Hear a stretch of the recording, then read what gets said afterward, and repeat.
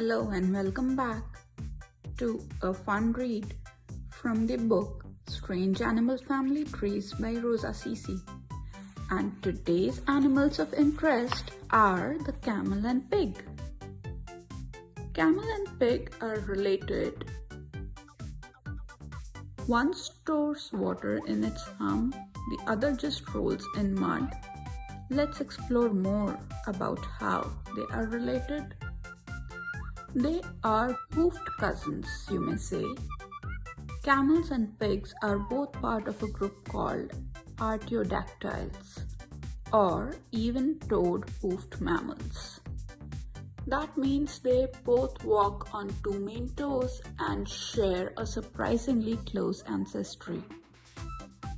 Funny things about them: both pigs and camels have split hooves, complex stomachs, and are pretty smart animals.